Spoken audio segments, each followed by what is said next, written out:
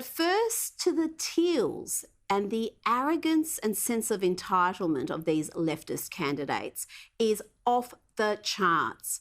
The privileged ladies of Simon Holmes à Court's Climate 200 group have enjoyed a golden run from the bulk of the media, who have given them saturation coverage minus any level of scrutiny.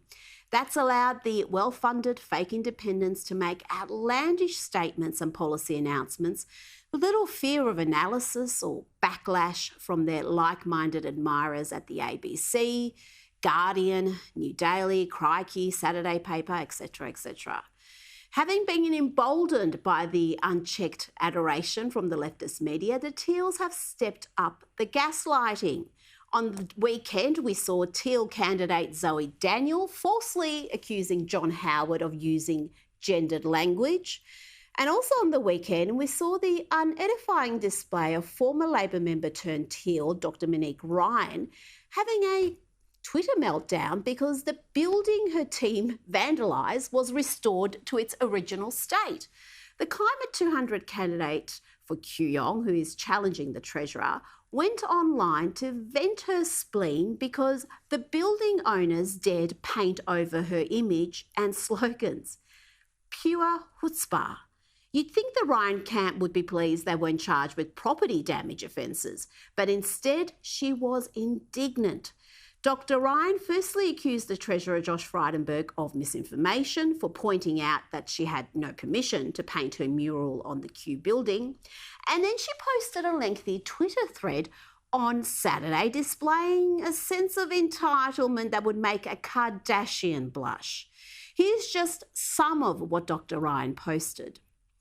We woke up this morning and our beautiful mural had been painted over. Imagine being the painter sent to whitewash over Active Hope. Our beautiful mural didn't last long and we're pretty upset at how this was handled, but we aren't about to let our Active Hope be extinguished. And this, the real vandals are the forces that caused the mural to be painted over before the paint was dry. That's just a few of the highlights. There's plenty more where that came from. Again, this Twitter tantrum came about because the property owners who have said that the Ryan campaign did not have permission to use their prominent building as a free billboard, and so they painted over the Teal candidate's image and political messages. Now, the media love for the Teals is not hard to explain when you consider that much of the Fourth Estate and the Teals, well, they're fellow travellers. Both groups pretend to be centrists despite their political views leaning heavily left, often well left of the Labor Party.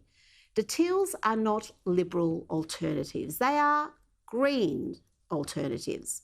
The Greens and Teals are birds of a feather, but the Greens are more transparent about who they are, what they believe and who they'll back in the case of a hung parliament. At tonight's campaign launch, the Greens outline precisely what they want from Labor to be their coalition partners. The Teals are still pretending they don't know who they'll support in the case of a hung parliament.